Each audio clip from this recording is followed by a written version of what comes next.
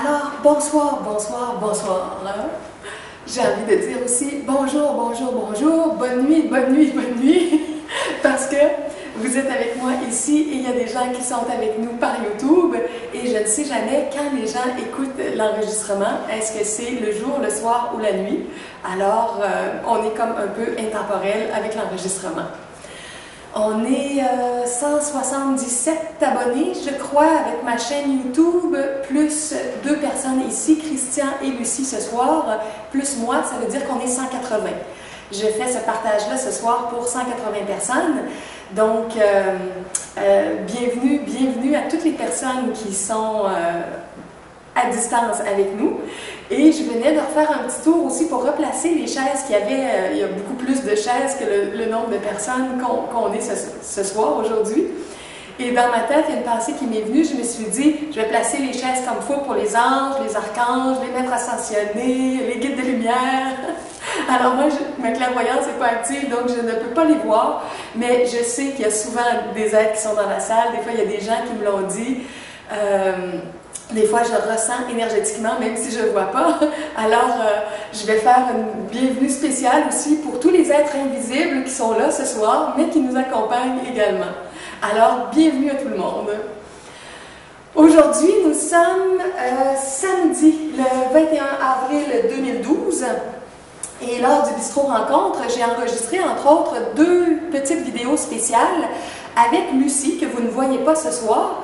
Mais si vous voulez découvrir qui est Lucie, vous pouvez aller sur mon site de rencontre spirituelle, everyoneWeb.fr/rencontre spirituelle. Dans la section vidéo, vous allez voir une petite vidéo qui présente Lucie avec les 22 questions que je lui ai posées. Vous allez voir les questions sur le site aussi. S'il y en a d'autres personnes qui voudraient avoir une présentation en vidéo, Lucie a été la brave, la première qui a cassé la glace pour cette formule-là que j'offre maintenant.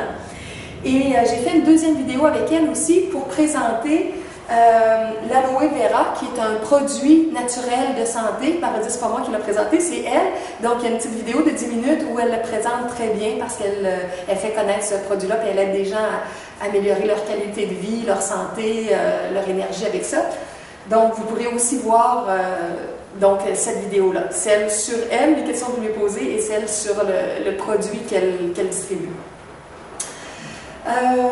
OK, dans le volet du Bistrot Rencontre aussi, juste avant de commencer la conférence prévue pour ce soir, je veux vous mentionner un livre, parce que souvent, le mercredi, pas le mercredi, mais le samedi, en lien avec le Bistrot Rencontre, je disais toujours que je présentais un livre qui avait un rapport avec l'amour, avec le couple, un livre particulier qui m'a touchée et qui nous aide à ce niveau-là. Donc, cette semaine, le livre que j'ai choisi, c'est Le Vortex. J'ai la version anglaise ici. Je ne trouvais plus où j'avais mis ma copie française. J'ai d'abord acheté ce livre-là en anglais quand il est sorti. Et il était tellement bon que peut-être un an plus tard, je l'ai racheté en français, mais je ne trouvais plus où j'avais mis mon livre en français. Alors ce soir, j'ai la version anglaise, mais la couverture est identique, c'est juste que ça serait marqué en français. C'est dans la série de la loi de l'attraction. C'est en lien avec l'enseignement d'Abraham, qui est transmis par Esther Hicks, Esther et Jerry Hicks. The Vortex, where the law of attraction assembles all cooperative relationships. Mon anglais est un peu boiteux. The #1 New York Times best-selling authors of Ask and It's Given. Ask and It's Given, c'est super bon. J'avais fait une autre vidéo sur ça, entre autres avec les 22 processus de la loi d'attraction. Puis un coffret audio qui est sorti en français aussi sur ça, sur l'intention délibérée, je crois, la couverture orange avec l'arbre. C'est toute ça, l'explication d'Abraham sur les 22 processus de la loi d'attraction. Bon, alors, pour les gens qui me connaissent, ils savent que j'en ai parlé à différentes reprises des livres d'Abraham, de leurs enseignements, de mon petit site que j'ai fait où je résume des choses qui est everyoneWeb.fr/Abraham. Vous avez entre autres un livre en audio gratuit sur le site, l'échelle des émotions. Bon, il y a différentes pistes sur le petit site en français que j'ai fait. Ce livre-là, de Vortex, ou le Vortex en français, il explique Bon, ils reviennent toujours sur le même thème, mais avec des nuances, d'autres explications différentes. Comment entrer davantage dans notre vortex d'énergie, là où on est plus centré, là où notre énergie est haute, là où on est aligné avec notre joie, là où on est aligné avec la source en nous, et là où on est dans le meilleur état possible pour aimanter, pour attirer toutes sortes de choses qu'on veut dans notre vie. Bon, tous les livres parlent de ça, mais entre autres, celui-là, le vortex, il y a toute une partie, attendez un petit peu, c'est pas la première, c'est la deuxième. The perfect mate, getting one, betting one, attracting one. Donc, attirer le conjoint parfait, l'amoureux ou l'amoureuse parfaite d'une certaine façon. Et il y a plusieurs sections qui parlent de ça et qui parlent entre autres de comment aligner notre énergie intérieure de nous avec nous pour que dans le miroir, on puisse attirer la bonne personne qui nous corresponde bien, parce que tout part d'abord de notre relation avec nous-mêmes. Alors, c'est des enseignements que je trouve très, très justes, très précieux, qui nous redonnent notre responsabilité pour qu'on comprenne comment ça part de notre propre structure énergétique pour qu'ensuite, on ait des opportunités, des rencontres. Tantôt, je parlais de Lucie, puis en dehors de la caméra, elle me racontait toutes sortes de choses sur sa vie qui étaient trop privées, qu'on n'a pas mis à la caméra. Mais comment, je ne raconterai pas de détails, mais elle m'expliquait entre autres certaines choses qu'elle a vécues, puis son attitude intérieure, puis ce que ça déclenchait, puis ce que ça l'attirait, puis comment ça lui permettait de passer à travers des obstacles, des épreuves, des choses qui auraient pu être pour d'autres gens complètement insurmontables, mais avec une attitude intérieure différente, puis une ouverture, puis une vision spirituelle, puis une foi en soi, puis au divin. C'est incroyable, les portes qui s'ouvrent. Alors, Vortex, c'est un livre qui nous explique de différentes façons pour le couple, pour la santé, pour différents éléments de notre vie, comment être au meilleur de nous-mêmes pour attirer le meilleur. Donc, c'est un très beau livre. Puis, toute cette série-là de livres aussi, la série La Loi d'attraction, ils ont un CD à la fin. Fait que c'est bien. Vous avez aussi une canalisation directe de Esther, où vous pouvez entendre sa voix. Et pour le livre français, ça a été traduit en français, évidemment. Donc, vous avez toute la traduction française. Alors voilà, ça c'était pour mon introduction pour aujourd'hui. Le Vortex. Dans les enseignements d'Abraham avec Esther et Jerry Hicks. Ah, il y avait un petit détail que j'avais pensé dire aussi. Moi, j'aime beaucoup, beaucoup leur enseignement. J'ai une nuance que j'ai avec beaucoup d'auteurs. Ce sont des gens qui, à mon avis, ne connaissent pas beaucoup le tantrisme. Alors, dans leurs enseignements sur la sexualité, quand ils donnent des informations plus précises sur la sexualité, ils n'expliquent rien à leurs étudiants, à leurs auditeurs sur la sexualité tantrique blanche. Ce qui veut dire qu'ils ne connaissent pas, en tout cas, ils ne partagent pas nécessairement les clés de régénération et de longévité et d'immortalité avec la sexualité tantrique blanche. Et pour donner un exemple plus direct du fait qu'ils ne connaissent pas ça, eh bien, pour les gens qui suivent Esther, qui suivaient les enseignements d'Abraham depuis longtemps, alors on sait que Jerry, le mari d'Esther, c'était un couple extraordinaire, très lumineux, qui faisait tellement de choses ensemble, de création. Jerry est désincarné en 2011. Je ne me souviens pas dans quel mois, mais vers la fin de 2011. Alors, si Jerry avait connu la sexualité tantrique, naturellement, il y a plein de choses qui auraient changé encore plus dans son énergie et dans son couple avec Esther, puis il y aurait eu un tremplin qu'ils n'ont pas pu utiliser parce qu'ils ne connaissent pas cet enseignement-là. Alors, Jerry a quand même eu une très, très belle vie. Mais il est désincarné de façon conventionnelle, qu'on pourrait dire, parce qu'il ne connaissait pas et ne pouvait pas appliquer ces clés-là de transformation. Donc, je vous le dis pour vous dire d'être vigilant quand vous lirez des choses sur la sexualité directement. Il y a une petite absence d'informations précieuses que vous pourrez retrouver dans mes livres, dans mes vidéos et dans ceux de d'autres auteurs qui enseignent ça aussi, la sexualité tantrique blanche. OK, alors je redécouvre le livre. Bon, le sujet de la conférence de ce soir, pour les gens qui écoutent la vidéo X heures, X jours plus tard, vous avez déjà le titre au-dessus de la vidéo.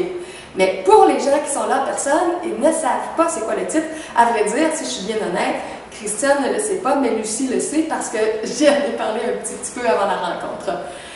Le titre de la conférence, c'est... Mais à vrai dire, je ne sais même pas si je vais le marquer comme ça sur YouTube, mais je vais vous le dire tel qu'il était prévu pour la conférence. C'est le chemin du Christ et le chemin de l'Antichrist. Qu'est-ce qui me sert de référence derrière tout ça? Il y a beaucoup, beaucoup de bagages, mais entre autres, il y a un texte qui est gratuit sur le web et qui va être dans mon texte descriptif sous la vidéo de YouTube. Donc, vous pouvez aller voir dans la description, puis vous allez voir la référence directe. Je vais vous mettre le lien pour le trouver facilement sur le site web. Alors, c'est un enseignement de base qui vient des maîtres d'ascension. C'est un enseignement qui vient tout particulièrement du maître ascensionné Jésus, de la conscience atmique de Jésus.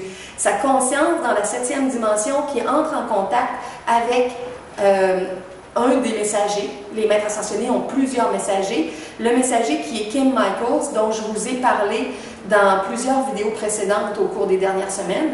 Je vous ai présenté plusieurs livres de Kim, entre autres. Alors, cet enseignement-là est un enseignement où Jésus a mentionné 22 éléments. Tantôt, j'ai parlé de l'enseignement d'Abraham, des processus de la loi d'attraction, la petite vidéo que j'avais faite sur une partie du livre Créateur d'avant-garde avec les 22 processus. Donc, ce soir, je vais vous parler de 21 éléments que le maître ascensionné Jésus a transmis à Kim. Comme je le disais à Lucie un petit peu plus tôt, je vais me répéter pour elle, mais ça va être nouveau pour vous qui écoutez. Je suis pas complètement à l'aise c'est pas complètement intégré les informations dont je vais vous parler ce soir. Je suis beaucoup dans mon côté étudiant avec ça parce que c'est des nouvelles choses que je suis en train d'intégrer. Alors c'est pas comme quand je donne une conférence sur quelque chose que j'enseigne depuis 10 ans, depuis 20 ans, puis que c'est très très très facile d'expliquer. Vous allez me voir un peu boiter un peu plus dans mes explications. En tout cas, disons que je ne veux pas décréter ça, je ne veux pas dire que vraiment que ça va être boiteux, mais je veux juste vous exprimer que c'est des intégrations nouvelles que je suis en train de faire. Et si vous voulez avoir beaucoup plus d'informations, puis que ça soit mieux expliqué, mieux détaillé que ce que moi, je vais juste vous résumer ce soir, je vous suggère vraiment d'aller lire le texte. Malheureusement, il est en anglais, c'est pas un texte traduit, mais si vous le copiez et que vous l'envoyez dans Google Traduction, vous allez avoir une bonne traduction à 70-80%, donc vous allez quand même pouvoir comprendre très bien beaucoup de passages avec la version de Google Traduction. D'ailleurs, même, je me suis fait un petit aide-mémoire pour que ça aille un petit peu mieux. OK. C'est un aide-mémoire c'est une enveloppe de Québec Loisirs. Plusieurs personnes du Québec connaissent Québec Loisirs, la compagnie par laquelle on peut acheter des livres, des CD et tout ça par la poste. Donc, c'est un compte que j'ai reçu récemment. Puis, au moment où je réapprofondissais les notions, je me suis dit, je vais prendre un peu de notes. Et finalement, j'ai pris plein de notes. Puis, je me suis dit, ça va être utile quand je vais donner ma conférence. Et je ne les ai pas retranscrites sur une belle feuille blanche et tout ça. Donc, vous voyez mon enveloppe toute écrite pour me guider un petit peu ce soir. Il y a quelqu'un qui m'avait écrit il y a quelques semaines, puis qui m'avait dit Julie, quand tu bafouilles dans tes conférences, quand tu t'arrêtes, quand il y a un silence, peut-être que tu pourrais couper ça puis tout nous donner la vidéo plus, on pourrait dire montée avec un montage. Puis il m'avait même proposé de le faire pour moi si moi je ne voulais pas le faire. Et je lui ai répondu que je n'avais pas envie de ça. J'ai le goût de diffuser sur Internet un événement spontané, un peu comme dans le live pour les personnes qui sont ici, et qu'à la maison, quand vous l'écoutez, c'est la même énergie que celle que je donne ici aux personnes qui sont là. C'est vraiment dans mon énergie de transparence, avec mes forces et mes faiblesses. Là où je suis plus à l'aise, là où je suis plus étudiante, là où je boite plus, là où je suis plus dans mes forces. Donc, mon but, ce n'est pas pour l'instant de retravailler les vidéos et de les monter, c'est d'y aller vraiment dans la spontanéité. Alors, je vous invite à être particulièrement tolérant et tolérante ce soir, parce que vous allez me voir m'inspirer de ma feuille, avoir quelques instants de silence, réexpliquer. Donc, ça va être une forme de synthèse moins préparée que je vais vous offrir ce soir. OK, alors le tout premier élément, le thème dans l'enseignement de Jésus était le but de la vie. Non, avant, il y avait une petite introduction, juste avant le premier élément. Il y avait une petite introduction où il parlait, entre autres, de la fameuse notion du péché et du salut dans la religion, dans le christianisme, dans la spiritualité. Le péché qui est relié à toute l'énergie de ce qu'on dit qui est le mal, ou faire le mal, ou être dans notre ego, ou être dans la partie sombre de notre être, et le salut qui est la libération intérieure, tous les états de libération qu'on peut atteindre où on vit davantage dans notre essence. Et Jésus expliquait que il y a énormément de mauvaise compréhension sur tout ça et qu'en profondeur, le péché n'existe même pas. Vous allez voir, vous allez comprendre davantage à travers les différents points que je vais expliquer. Et que la façon d'avancer pour vivre ce qu'on appellerait le salut ou la libération profonde, c'est très différent selon l'enseignement actuel des maîtres d'ascension en comparaison de beaucoup d'enseignements religieux ou spirituels qu'on a eus dans les millénaires passés. Donc, à travers ce que je vais partager avec vous et à travers cette conférence-là que le maître ascensionné Jésus a donnée à Kim, il voulait vraiment réajuster des informations et aider les gens à se libérer des anciennes conceptions de péché, de salut, de libération qui étaient écrasantes, étouffantes, culpabilisantes, sortir de tout ça puis voir les choses autrement. Alors, vous allez voir maintenant, dans les 22 points, comment on va graduellement voir les choses autrement. OK, alors le premier point, le but de la vie.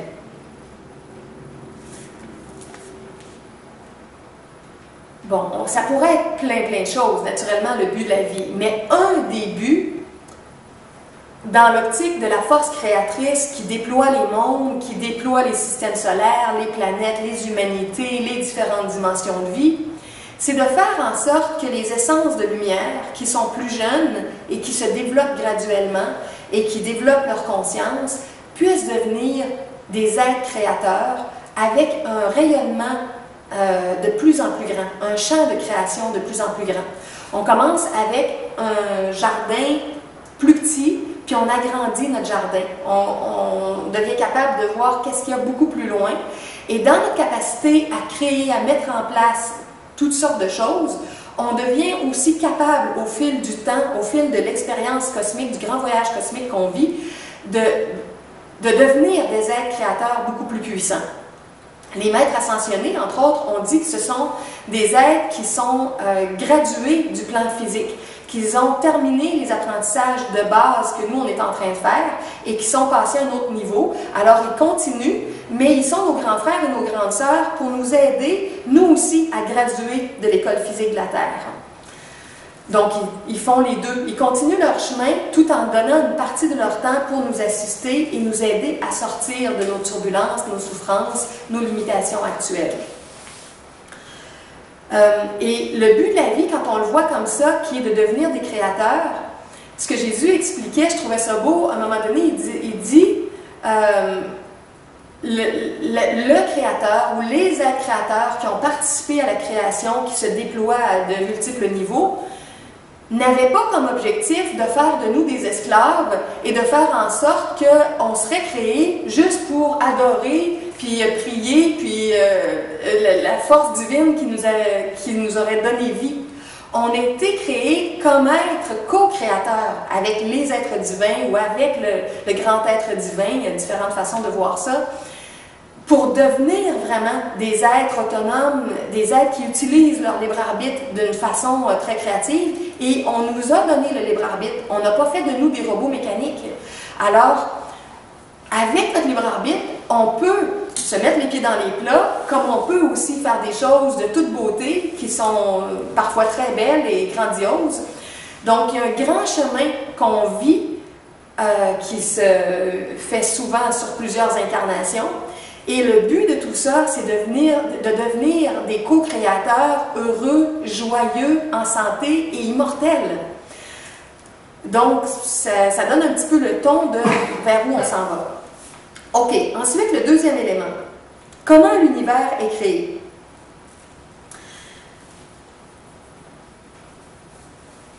Il y a des gens qui pensent qu'il y a des niveaux dans l'univers où tout est fixe, tout est stable, il n'y a plus rien qui bouge.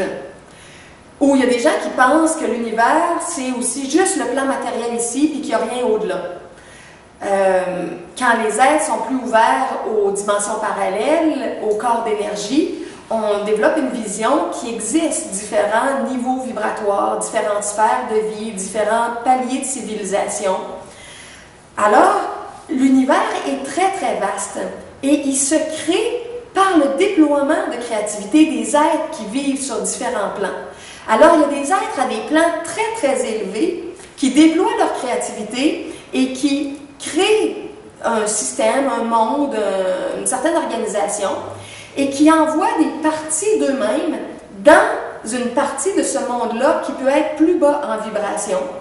Et les êtres qui sont dans ce rayonnement-là, qui ont une autre vibration un peu plus basse, peuvent eux aussi devenir des créateurs qui, à leur tour, quand ils seront prêts, vont déployer une partie de leur propre énergie pour donner naissance à d'autres êtres créateurs, un petit peu comme un processus de parents avec des enfants, mais selon une forme de descendance spirituelle, énergétique, avec des vibrations qui changent des plans les plus subtils aux plans les plus denses. Donc, il y a une multitude de plans, une multitude de demeures. Jésus disait il y a très très longtemps, il y a plus de 2000 ans, il y a plusieurs demeures dans la maison de mon Père. Donc, il y a plusieurs lieux, il y a plusieurs sphères de vie, puis il y a plusieurs types d'êtres créateurs qui ont contribué à mettre en place les différents paliers d'existence qui existent. Et souvent, quand une essence vient au monde dans un certain palier, alors qu'elle commence son expérimentation, elle n'est pas nécessairement consciente de tout ce qu'il y a plus loin sur ce palier-là et des autres paliers qui peuvent être plus bas en vibration et de d'autres paliers qui peuvent être plus hauts dans des sphères divines, des sphères célestes qui peuvent être plus élevées, plus vibrantes. Alors, c'est vraiment tout un chemin de commencer ou continuer un voyage à partir d'un certain niveau dans l'échelle des différentes dimensions dans le grand univers et de ce niveau-là, pouvoir monter ou pouvoir descendre et élargir notre compréhension de tout ce qui existe. Entre autres, Jésus expliquait, il y a une petite phrase ici, je vais essayer de la dire intégralement, je pense, parce qu'elle est belle. Il dit « Quand un être réalise que l'esprit n'a pas à s'adapter aux conditions courantes sur la Terre et n'est pas limité par la matière, il s'est qualifié pour son ascension personnelle. » Bon, ce qui veut dire, c'est que à travers notre apprentissage, on découvre à quel point, bien qu'on ait une essence, une âme, qu'on est aussi relié à un esprit, et que fondamentalement, on est un esprit divin, et que notre nature d'esprit divin, quand on en devient conscient, c'est d'avoir la maîtrise sur la matière. Comme je disais, ce n'est pas d'être des robots, des esclaves, des gens qui souffrent, c'est d'être des gens qui maîtrisent le processus créateur. Et de comprendre qu'on peut déployer notre créativité à volonté dans les lois cosmiques d'harmonie universelle. Et à ce moment-là, on peut devenir des êtres qui dépassent les limitations habituelles on pourrait dire, d'un état humain, et des êtres qui ne sont plus soumis aux conditions ambiantes, lui disait les conditions courantes sur la Terre. Un maître ascensionné n'est plus dépendant d'une géographie, d'un milieu politique, d'un milieu social, d'un milieu familial, d'handicap physique. Le maître ascensionné qui entre dans sa puissance d'esprit transcende tous ces niveaux-là d'expérience avec des limitations et est capable de se déployer, de créer, de matérialiser d'une façon merveilleuse. Alors, on est appelé à apprendre ça, à apprendre comment notre esprit peut faire en sorte qu'on se libère des limites de la matière et des conditions courantes. OK, le troisième point. Qui vous êtes vraiment?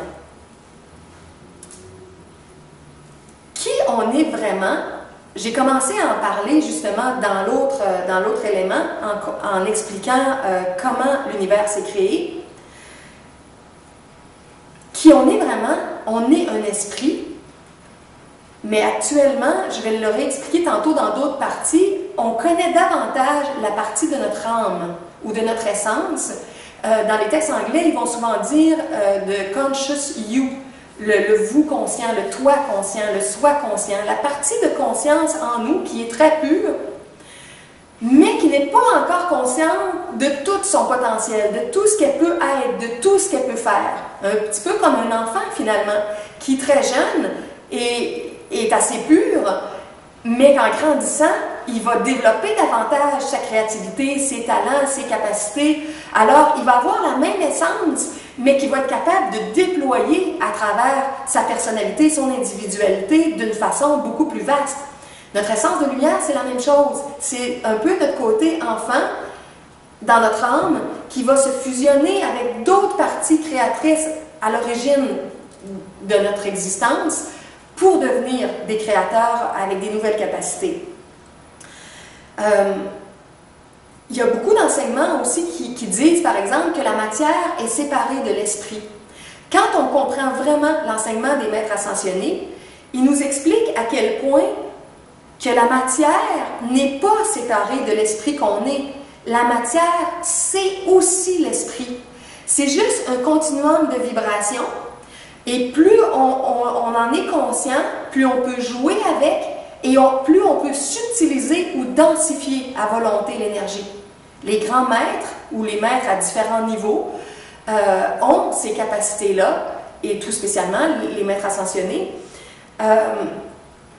Mais quand on a une vision de séparation, puis de penser qu'il y a quelque chose de vraiment séparé entre la matière et l'esprit, il y a un blocage à l'intérieur de nous qui rend presque impossible certaines expériences qui ne sont possibles que dans la compréhension de la fusion entre l'esprit et la matière, de la vision du continuum, un peu comme l'eau qui peut être très subtile, qui peut être de la vapeur, qui peut devenir de l'eau, qui peut devenir de la glace. C'est toute la même énergie, plus subtile ou plus dense. Mais il n'y a pas de coupure complète en disant la vapeur c'est quelque chose, puis de la glace c'est complètement différent, puis c'est impossible de passer de l'un à l'autre. Oui, il y a un chemin de subtilisation ou de densification de la vapeur à l'eau, à la glace. Notre être, c'est la même chose. Il existe un chemin pour se subtiliser nous-mêmes ou se densifier nous-mêmes. Bon, comme je vous ai dit, je suis encore très néophyte dans tout ça, je suis jeune. On commence d'abord à élargir les possibilités dans notre mental pour qu'il y ait des nouveaux apprentissages, des nouvelles capacités, des nouvelles rencontres qui viennent nous aider à approfondir tout ça.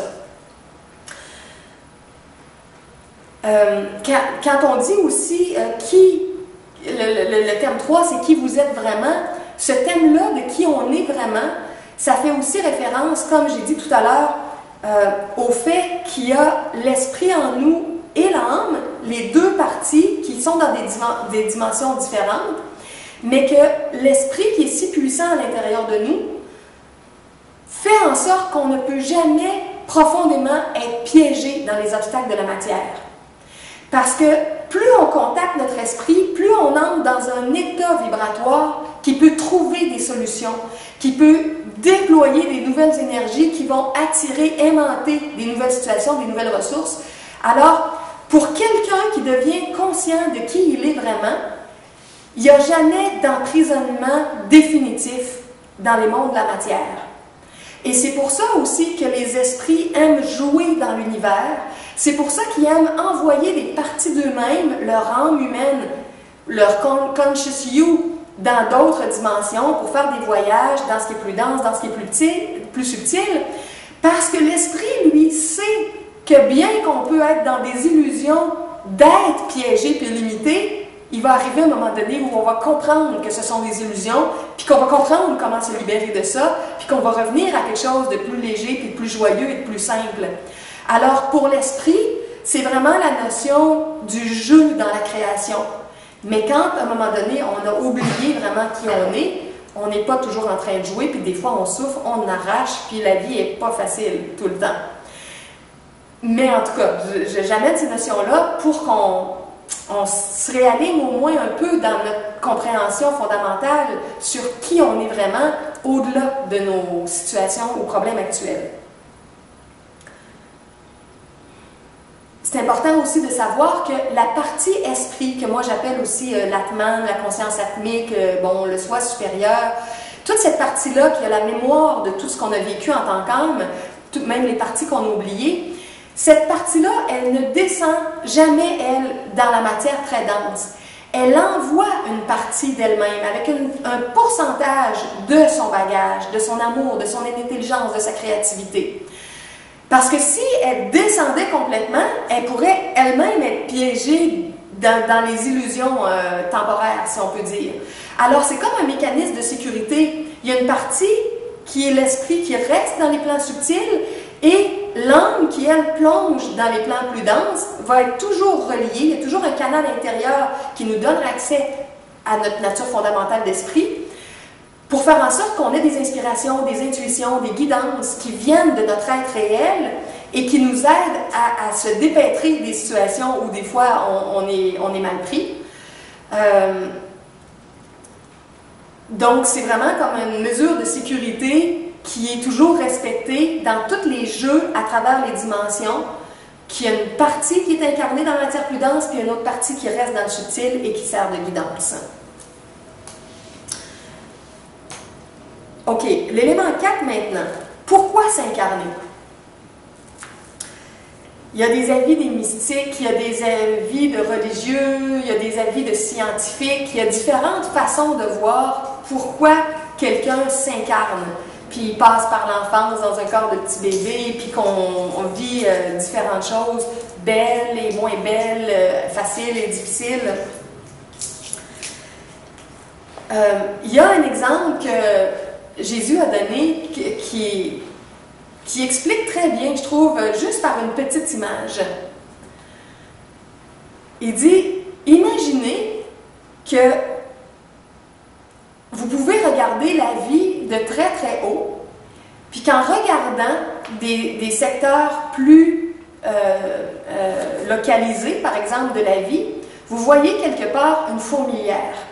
Puis là, il y a des milliers de fourmis qui gravitent, puis qui rentrent, puis qui vont dans la fourmilière.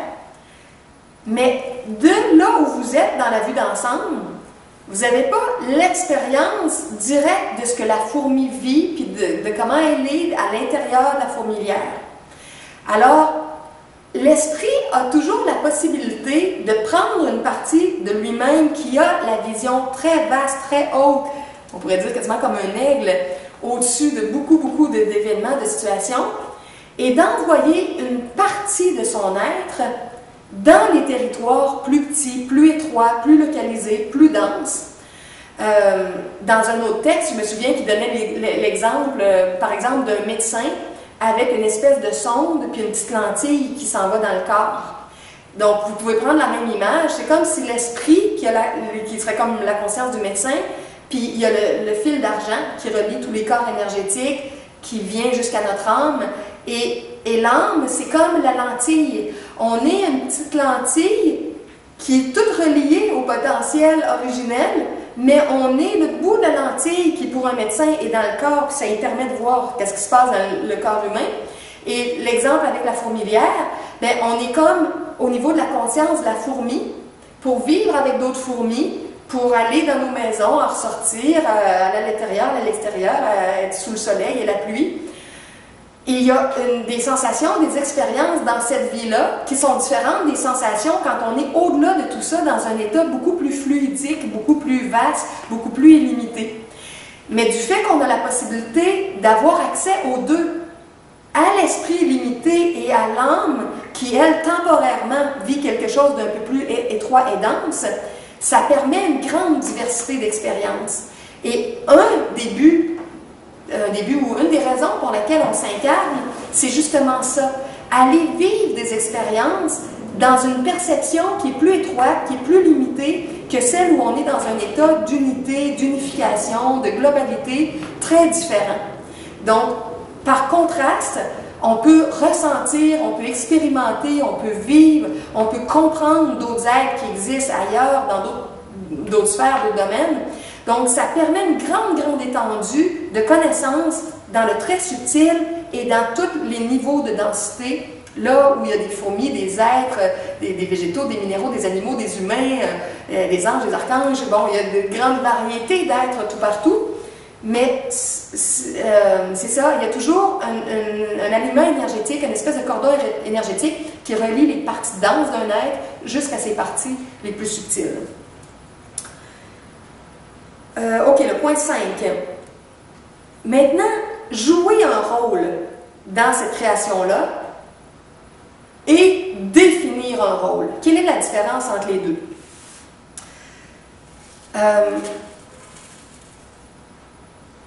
Bien qu'on ne s'en rende pas toujours compte, à travers notre vie, on a comme un rôle particulier dans ce qu'on fait. Est-ce qu'on est parent ou est-ce qu'on n'est pas parent? Quel genre de travail on a, quel genre d'études on a, quel genre de loisirs, de projets. Il y a comme une espèce de rôle dans lequel on est embarqué. Et ces rôles-là, ils viennent de très loin de tous les scénarios possibles qui existent dans toutes les dimensions de l'univers de la création. Alors, on a la possibilité, des fois, de jouer des rôles et d'en sortir très rapidement. Et la possibilité d'embarquer dans des rôles qui ont été scénarisés par d'autres ou de se créer nos propres rôles. Et là, le maître ascensionné Jésus donne un exemple avec une pièce de théâtre où il y a la représentation d'Hamlet. Quelqu'un qui veut jouer le rôle d'Hamlet, par exemple, c'est comme pour faire des images pour comprendre qu'est-ce qui se passe dans la vie, dans notre vie. Il part d'un état où il peut jouer plein de rôles. Comme au niveau de l'esprit, on a la possibilité d'explorer, d'expérimenter toutes sortes de choses.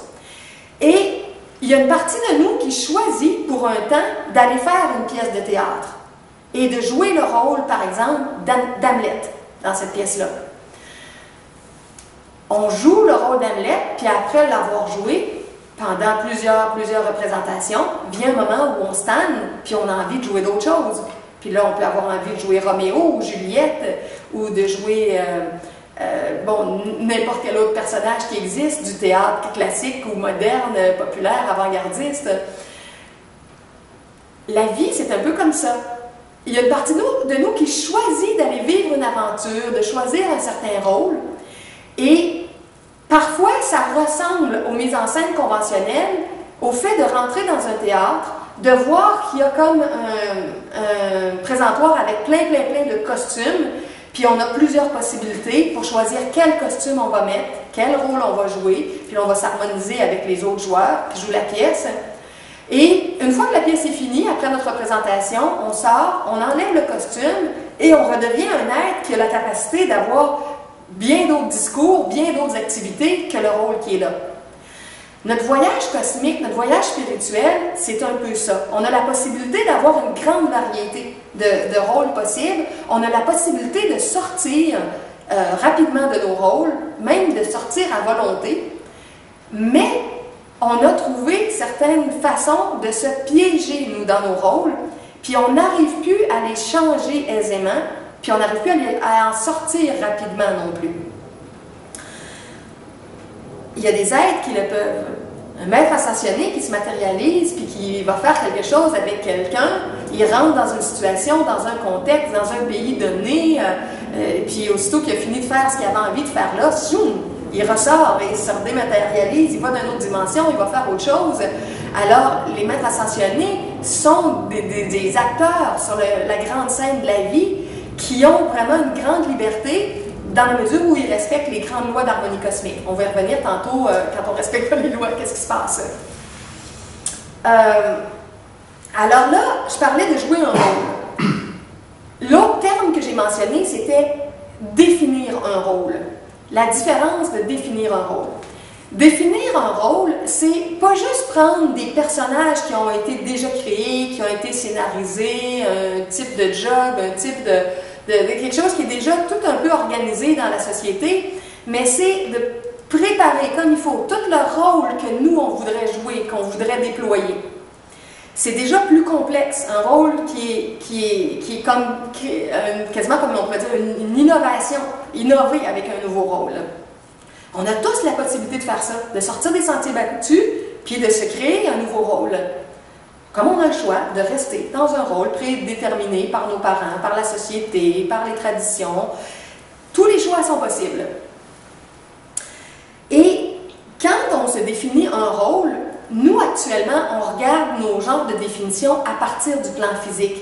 Mais au niveau de l'octave des maîtres ascensionnés, c'est qu'eux savent que nos rôles, on les prépare dans les dimensions de l'au-delà, et même au-delà de ça, dans les plans spirituels très très élevés, avant même qu'il y ait toutes sortes de distorsions et de problèmes.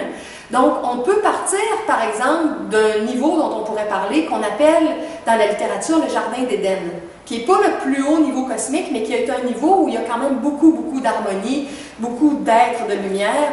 Donc, la dimension du jardin d'Éden, il y a beaucoup d'êtres qui vivent là et qui préparent des scénarios, des voyages, des expériences qu'ils vont vouloir vivre dans les plans plus denses pour venir expérimenter, pour venir aider, pour venir créer, pour venir élever les plans denses pour qu'ils soient davantage dans la lumière. Donc, il y a des rôles qui sont préparés. Et ce que Jésus explique, c'est qu'il y a des grands enseignants dans le jardin d'Éden qui aident les âmes, plus ou moins jeunes, à définir des rôles, des missions, des voyages dans le processus de l'incarnation. À travers les notions que je vous parle aussi, je déborde un peu du texte que je vais vous référer, parce que comme moi je suis imprégnée de l'enseignement des maîtres d'ascension, de beaucoup de textes de Kim, à un moment donné, je fusionne différentes choses. Fait qu'il y a des bribes d'informations que je vous partage qui ne seront pas toutes dans le texte en anglais que je vous réfère, mais que vous allez retrouver dans d'autres textes du site de Kim ou dans ses livres. Donc, les êtres qui sont dans le jardin d'Éden, puis qui commencent à définir des rôles, ils se préparent à aller faire des types de voyages. Et Jésus explique que parmi les enseignants qui sont là, il y a un grand enseignant qui s'appelle Maitreya. Maitreya, plusieurs personnes en ont entendu parler s'ils sont en spiritualité, et il y a beaucoup de gens qui usurpent son identité, parce qu'il y a beaucoup d'usurpateurs d'identité, donc il y a le vrai Maitreya, les faux Maitreya, le vrai Jésus, les faux Jésus, le vrai Saint-Germain, les faux Saint-Germain. Bon, tous les grands êtres, il y a des gens qui ont récupéré usurper leur identité.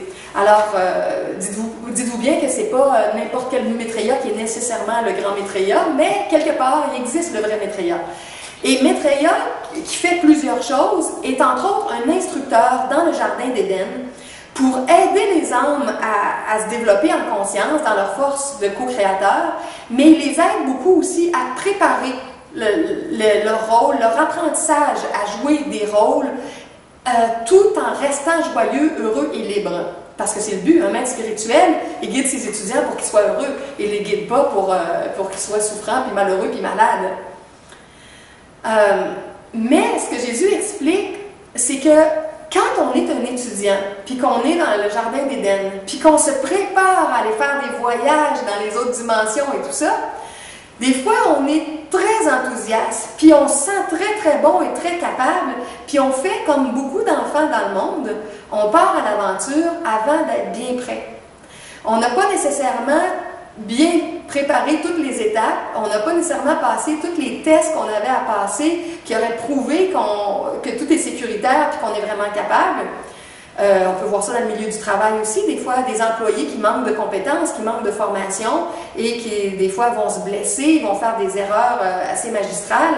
Donc dans la vie, oui on chemine, on a beaucoup de liberté, mais on a aussi des guides, des guidances, et si à un moment donné on essaie de faire certaines étapes trop vite, il y a des fois où ça vire un peu mal et on se met les pieds dans les plats.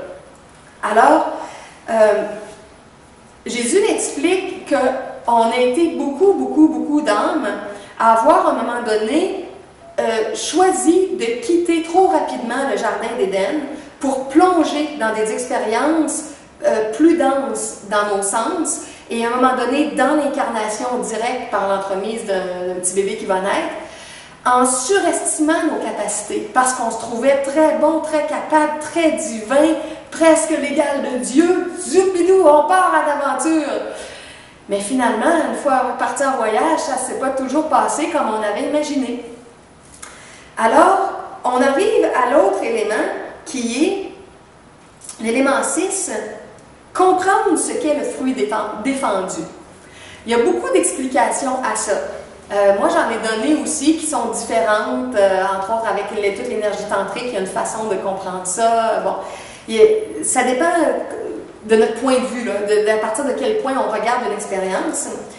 Une des explications que Jésus a donné dans cet enseignement-là sur la façon de comprendre ce qu'est le fruit défendu, puis dans l'histoire symbolique qui a été racontée, déformée, malmenée de la sortie du Jardin d'Éden, le fruit défendu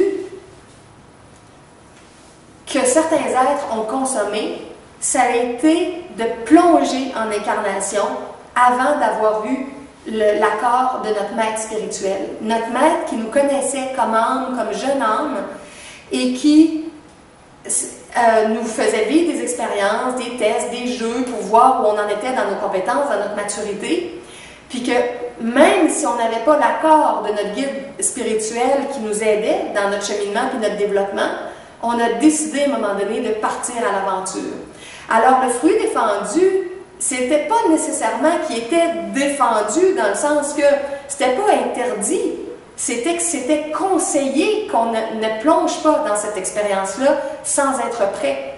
Mais on pouvait le faire parce qu'on avait le libre arbitre et on l'a toujours. On peut toujours faire ça, choisir face à tout ce qui nous est conseillé.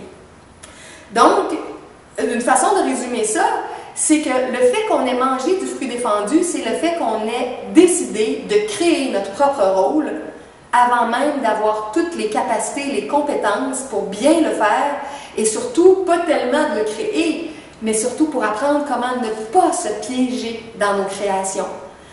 Mais quand on est au niveau du subtil, puis qu'on est bien, puis qu'on est libre, des fois, c'est difficile d'imaginer qu'une fois qu'on va être dans la densité, avec d'autres êtres, avec des difficultés, comment tout va devenir complexe. Fait qu'on a vraiment sous-estimé. Mais nos maîtres, nos guides nous l'ont dit. Mais on était un peu rebelles. Et on a dit « Ah non, non, je suis capable, et je pars. » Puis on est parti. Alors, l'histoire raconte que des êtres ont été chassés du Jardin d'Éden. On n'a pas été chassés, on s'est éloigné volontairement parce qu'on ne voulait plus de guide, on ne voulait plus de maître, on voulait partir à l'aventure avec le bagage qu'on avait déjà. Jésus dit même une petite phrase ici, créer son propre rôle, c'est une initiation très subtile et très difficile qui est réservé aux étudiants les plus avancés dans le Jardin d'Éden. Donc, les étudiants qui vivent toutes leurs étapes arrivent à être tellement bien préparés qu'au moment où ils plongent en incarnation pour venir créer dans les dimensions denses, venir aider des âmes, venir alléger les plans vibratoires, ils sont tellement bien préparés qu'ils sont capables de plonger en gardant leur joie, en gardant leur santé, en gardant leur capacité, puis en connaissant leur chemin de retour. Ou s'ils l'oublient pas très longtemps, puis ils le retrouvent rapidement. Donc, il existe une façon d'apprendre à faire ça avec une bonne préparation. Mais nous, on a court-circuité les étapes. Mais la bonne nouvelle, c'est qu'on peut reprendre nos cours à partir du plan physique ici pour retrouver le chemin du retour ou le chemin de la création à volonté.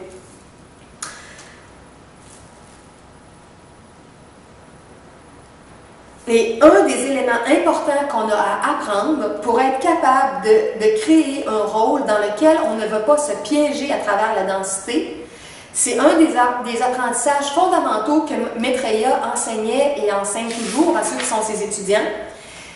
C'est comment on peut entrer en unité de conscience avec le maître qui nous guide, qui là par exemple était Maitreya, quand il y a d'autres maîtres, par exemple Jésus ou d'autres, donc entrer en unité de conscience, se fusionner avec notre maître, se fusionner avec Jésus ou Maitreya.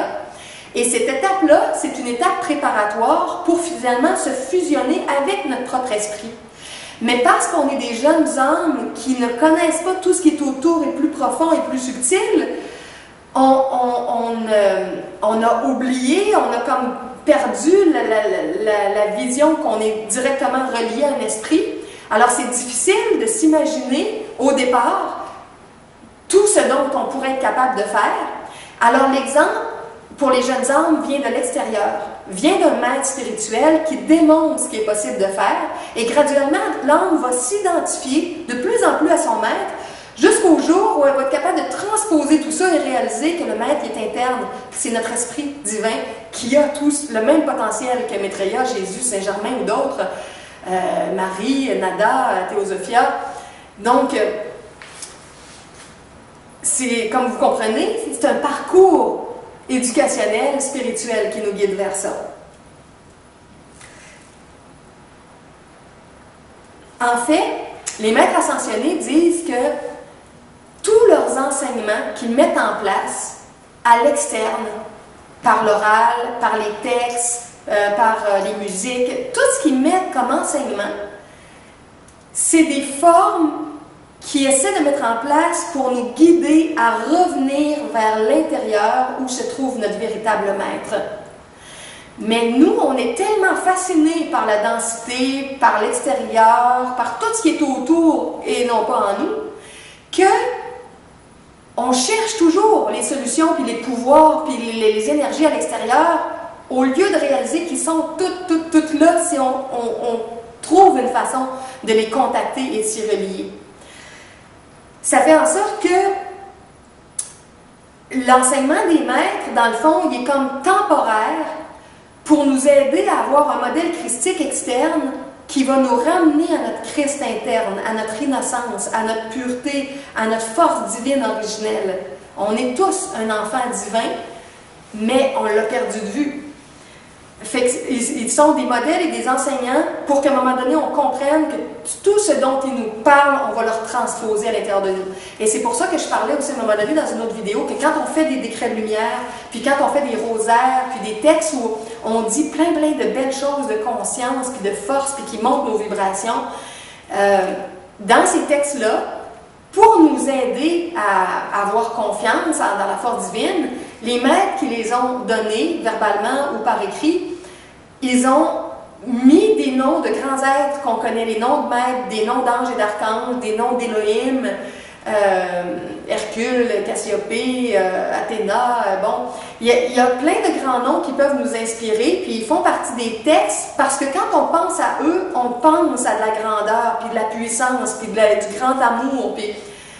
Mais tout ça, c'est un miroir externe pour un jour comprendre que tout ça, c'est en nous. Que ce que ces êtres-là sont, on a tout ça à l'intérieur de nous.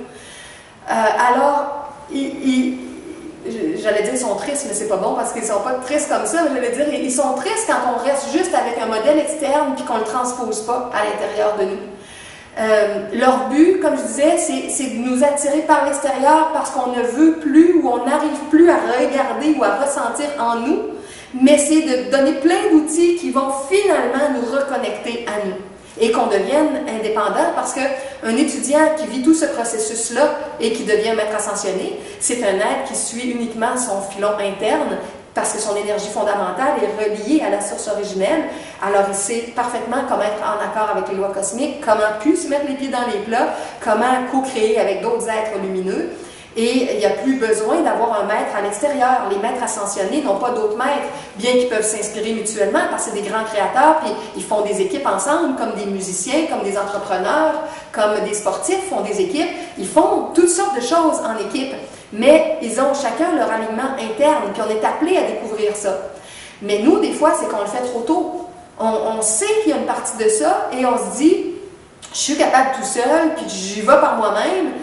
Puis c'est vrai qu'on fait quand même beaucoup de bonnes choses par nous-mêmes, mais parce qu'on refuse tellement présentement l'aide de nos grands frères et nos grandes sœurs, notre processus est beaucoup plus long. C'est un petit peu comme, je ne sais pas moi, un enfant de 10 ans qui déciderait de créer une roue lui-même, puis une charrette, puis après ça de faire une voiture à essence, puis une voiture électrique. Oui, s'il suit un processus, puis qu'il garde son alignement, il va graduellement recevoir des informations et des inspirations, puis il va arriver à recréer la roue, puis la charrette, puis la voiture électrique, puis la soucoupe volante. Il peut y arriver parce que tout est déjà là, tout est dans la création, il peut réavoir tout ça. Mais combien de temps ça va y prendre? Puis combien d'essais-erreurs? Puis combien de fois il va se tromper, puis ça ne marchera pas, puis il va souffrir? Donc, on peut faire les choses vraiment tout seul, puis se couper de toutes les guidances, mais si on s'accompagne de certains maîtres, de certains gens qui ont fait des choses qu'on essaie de faire, ça va aller beaucoup plus vite. Fait que c'est vrai qu'on a notre aliment interne, mais tant qu'on n'est pas assez bien connecté puis que tout le flot créatif n'arrive pas assez vite, c'est bon de faire les deux, de s'ouvrir aux grands maîtres externes, aux grands êtres, et en même temps de puiser à l'intérieur de nous pour travailler notre aliment interne. OK, j'arrive à l'autre point, le 7e. Prendre un corps ou tomber dans un corps. On a la possibilité comme de prendre un corps consciemment parce qu'on a bien pris notre temps de créer notre rôle, notre mission, notre voyage, puis de faire ça avec beaucoup, beaucoup d'harmonie, puis de pouvoir garder cette harmonie-là. Ou, ce qui est la plupart des gens actuellement dans l'humanité, c'est qu'on tombe dans un corps, on tombe en incarnation. Au lieu de s'incarner consciemment, on est précipité en incarnation. Et il y a toutes sortes de raisons à ça, mais une des raisons, c'est vraiment notre éloignement du maître qui nous guidait ou de l'ensemble des maîtres qui ont voulu nous assister. Parce que quand on fait une préparation plus lente, ce que ça donne, c'est qu'on garde toujours le lien avec nos maîtres, en même temps qu'on travaille l'alignement avec notre maître interne, et il y a toujours une relation harmonieuse avec la communauté des êtres de lumière et avec le fait qu'on est des créateurs qui apprennent à créer puis à être autonomes. Mais quand on prend le chemin un petit peu de la rébellion adolescente, puis qu'on part à l'aventure, puis qu'on ne respecte plus du tout les consignes qui nous ont été suggérées par nos guides qui voulaient nous éviter des souffrances, ce que ça fait, c'est qu'on se met un peu à dos notre maître. C'est pas lui qui lui, il nous aime, puis il est toujours les bras ouverts, mais nous-mêmes, on se met comme à avoir peur de notre maître, parce qu'on s'est dit, ah ben là, j'ai décidé de faire d'autres choses, j'ai fait dans ma tête et tout ça. Fait qu'on commence à le voir un petit peu comme une menace, comme un ennemi. Donc, le maître, notre maître interne, Dieu, toutes les présences spirituelles qui nous guident à respecter les lois d'harmonie puis de faire les choses selon des étapes plus saines, quand on y va, poum, poum, poum, puis qu'on rue un peu d'un brancard, notre perception change de ces maîtres-là, de ces êtres-là, du divin en nous. Et on commence à faire une séparation. Puis on n'est plus dans l'état d'union dans lequel on était au départ dans le Jardin d'Éden. Puis il y a une séparation qui commence à se faire dans notre conscience. Parce qu'il y a notre essence qui est capable de faire des choses, puis notre propre volonté qui s'individualise de façon très différente de comment on avait été guidé. Puis la séparation s'approfondit de plus en plus. Puis là, il y a des malaises qui rentrent. Parce que justement, on ne veut pas trop les voir, on ne veut pas trop les croiser, on ne veut pas trop qu'ils sachent qu'est-ce qu'on a fait, on ne veut pas qu'ils soient témoins de nos erreurs. Fait qu'il y a tout un niveau plus émotionnel et mental de turbulence qui entre dans ce chemin-là plus adolescent dans nos expériences. Puis nos vibrations descendent de plus en plus. Puis à force de descendre comme ça, puis de se sentir séparés de la communauté des êtres de lumière, on creuse un fossé, on fait un écart plus grand vibratoire, et ça fait qu'à un moment donné, on sort nous-mêmes du Jardin d'Éden. On n'est comme plus capable d'y avoir accès parce qu'on ne veut plus les voir, qu'on ne veut plus de guidance, puis fait qu'on se met nous-mêmes en marge.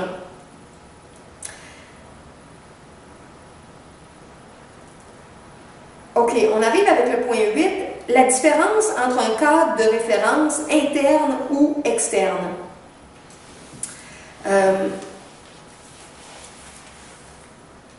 Une âme qui prend le temps de mieux se préparer ou d'accepter de se préparer à partir d'où elle est, puis d'avoir une guidance et tout ça, elle va développer de plus en plus un cadre de référence interne. Elle va avoir des guidances externes, mais elle va développer son cadre de référence interne qui est son axe fondamental, son alignement avec l'esprit, ressentir quel est l'esprit, l'homme ou la femme, le garçon ou la fille, et cet même esprit-là qui a été créé par des présences d'autres niveaux d'esprit, donc tout refaire la filiation originelle jusqu'au Père-Mère divin, jusqu'à la source originelle, les niveaux où l'énergie a descendu. Donc, il y a un cadre interne qui va se mettre de plus en plus en place de référence, d'alignement, de guidance, d'intuition pour faire notre chemin. Alors qu'en général, dans notre vie, on a des cadres de référence externes parce qu'on a perdu cet alignement-là originel, puis qu'on a voulu aller courir vite dans des expériences, puis qu'on s'est un peu perdu là-dedans, puis qu'on est devenu fasciné par les corps, par la densité, par les jeux de sensualité, par toutes sortes de choses qui sont dans des vibrations un peu plus denses. L'extérieur est devenu très, très fascinant, impressionnant et nourrissant pour nous, au lieu de se nourrir de l'intérieur. Donc, on fonctionne beaucoup par des cadres de référence externes et ça fait en sorte que quand, à un moment donné, on choisit un chemin psychologique ou spirituel pour essayer d'améliorer notre vie puis de se sortir de toutes sortes de choses, ces chemins-là vont proposer beaucoup de choses externes parce que notre façon de voir, de penser est tellement externe que les gens qui sont dans ça, avec leur compréhension, ils vont proposer des choses externes.